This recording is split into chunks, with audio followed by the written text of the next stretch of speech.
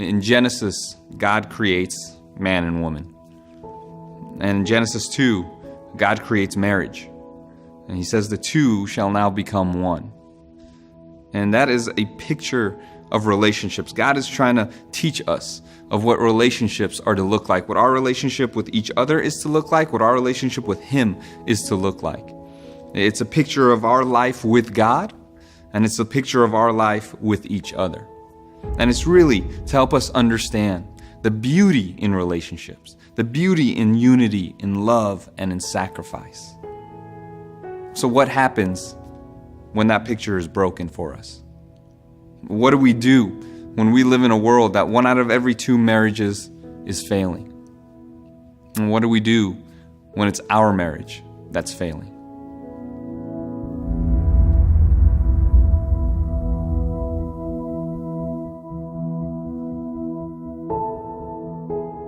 Growing up, I feel like it was a distorted view on marriage that I had because my parents didn't really model a good relationship. So we had been together about 9 years.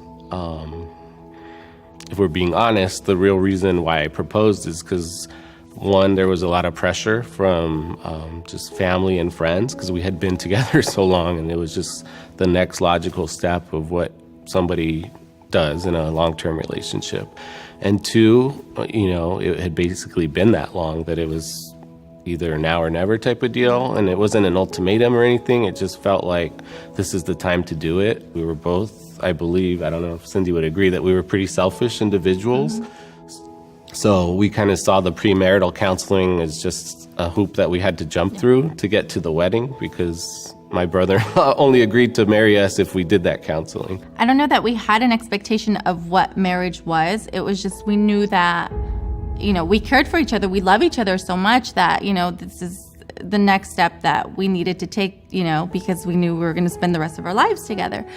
But I didn't think anything would change. It was just going to be, he's going to work, I'm going to work, family not at the top of my list. I knew that it was, inching higher on his list, but I just felt like, okay, we will cross that bridge when we get there. And so we really never discussed what's going to happen once we have kids and what that entailed. We were just more focused on ourselves and going about our own business. And unfortunately, that was a problem. I wanted him to, support me emotionally. When that wasn't happening, I just felt very isolated and started to just resent him for it. And I just wanted him to love me, and I just wanted to be comforted, and that wasn't happening. I think that void kind of resonated in both of our hearts, and we just kind of finally confronted it at some point, and we just said, what are we doing here? We're in this marriage, but we're not really together. We're not really connected. We're not really there for each other. And in all honesty, we're not really happy. Yeah. So at that point, we kind of decided, let's take a break, let's separate, and just see how things shake out. Well, as we were separated, like I said, we were living our own lives independently with no real certainty as far as getting back together. And it was during that period where we did eventually kind of come together, and we decided that, yes, we had our time apart, but no, we don't feel like we need to continue this, because the feelings of resentment and the void and just the hurt and the anger and the disappointment were still there. So we basically decided, we've reached that point that we've agreed to get a divorce. And so when I found myself alone, there was no one there that I could, place the blame on or reach out to, help me. And so I had to figure it out. I was embarrassed at the fact that, I'm not even 30 and I'm already going to have divorce under my belt. I started reading self-help books and seeing okay, well, maybe this is a quick fix that I need to, just get me through to, be happy.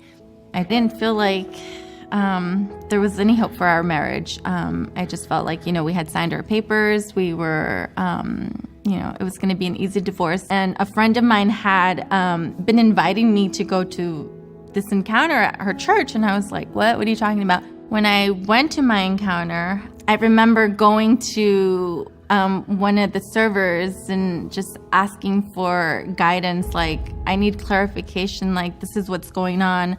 My husband and I have filed for divorce. It's all said and done. The only thing is I don't have my actual papers. So like, help me. And so she was like, no, she's like, you're still married until, you get that piece of paper saying that you're divorced. So I got a lot of clarity at the encounter in terms of what marriage was and my role as the wife. And I realized, man, I messed up. I messed up big time. And now I can't fix that. So we signed our divorce papers in approximately October of 2011. And I went on my own way and she went on her own way.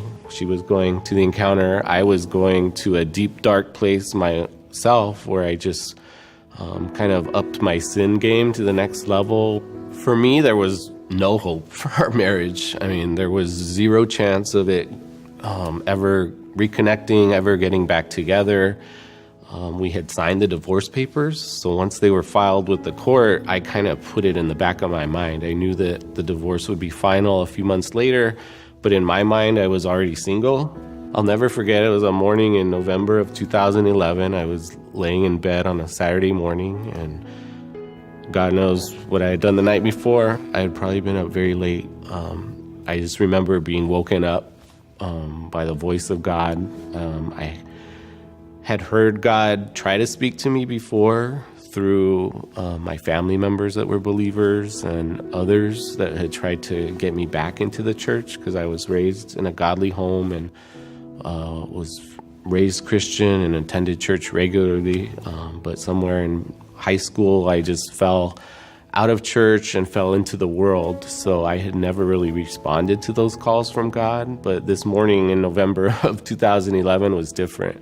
I heard God's voice loud and clear, and he basically told me two things. I want you to come home to me, and two, I want you to fix your marriage. So he calls me, and I had been praying for him this entire time, that God would just soften his heart, that just, that God would reveal to him, reveal himself to John, to give him the guidance that he needed. There was a lot of emotional honesty for the first time where we kind of had to at least try to figure out where we had gone wrong and where we wanted to go. I went to the court and I filed papers to revoke the divorce, and through the grace of God, I was able to do that 1 week before it was to become final. So to us, that was kind of a sign from God that, this is my stamp of blessing on your marriage. I felt like for the first time we were finally on the same page.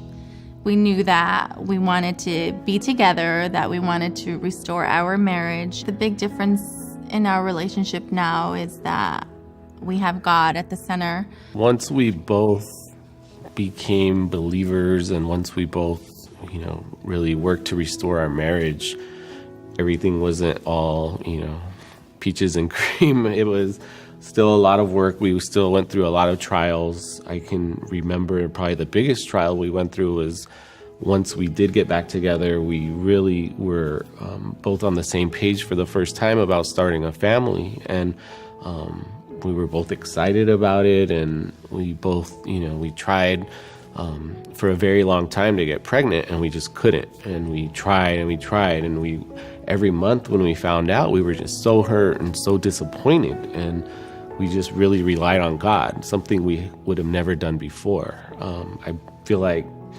in the prior context of our marriage, that would have been something that drove us apart. But in this instance, we really just relied on God. We prayed to him, we put it in his hands, and we just put our hope in him. Eventually, we found out we were blessed, and I'm doubly blessed because we found out Cindy was pregnant with twins. I'm John. And I'm Cindy, and our hope is in Jesus.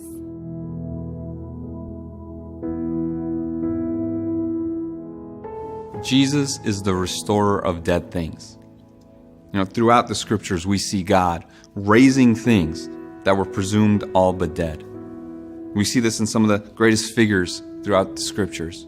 We see David, where he's at a point in his life where he's lost everything, and he goes into a cave to die. But God resurrects David's life, the vision for his life, and brings it to fruition and gives him life. And we see this in Jesus' ministry too. There's one point where Jesus comes across a man named Jairus, and his daughter has died. And Jesus walks into that house and brings life to that house by bringing her back to life. And then most people know the story of Lazarus, Jesus' good friend who has died, and Jesus raises him to life from death. And then Jesus himself, the end of his ministry, he's put on a cross and he dies for your sins and mine. And his lifeless body is put in a tomb. And we all know 3 days later, God brings Jesus back to life. You see, Jesus is the restorer of dead things. So whether your marriage is on the rocks, have hope that you have a God who raises things from the dead. Or maybe your marriage is past that point. Maybe your marriage is failing. Have hope. Take courage that you have a God who raises things from the dead. Or maybe you're divorced already and that ship has sailed. And with that divorce, your hopes and your dreams have died. You too, take hope that you have a God who raises things from the dead. In 2 Corinthians 4 says, "For God who said, 'Let light shine out of darkness,' made his light shine in our hearts to give us the light of the knowledge of God's glory displayed in the face of Christ." God who brings light out of darkness. And then it goes on to say in that chapter, "But we have this treasure in jars of clay to show that this all-surpassing power is from God and not from us. And we are hard-pressed on every side, but not crushed, perplexed, but not in despair, persecuted, but not abandoned, struck down, but not destroyed. We always carry around in our body the death of Jesus, so that the life of Jesus may also be revealed in our body." The God who brings light out of darkness, that's the God who you serve. That's the God who is with you at the darkest times. And the beauty about that is his light shines brightest when it is the darkest. So if you are in a dark place, I want to encourage you to draw near to him. Draw near to the one who not only has light that shines in the darkness, but whose light has overcome the darkness. Hold on to him. Hold on to his promises. Hold on to him knowing that he will walk with you every step of the way, that he will never let go. Hold on to him because you know with him, you're going to be okay. You're going to get through this with him by your side. Hold on to his promises, his future promises, like in Revelation 21:4, where we know ultimately he's going to restore all things. That he's going to wipe away every tear from our eyes, because there will be no more death. There will be no more pain. There will be no more heartache. There will be no more divorce. Jesus brings dead things to life, and he is still in the resurrecting business.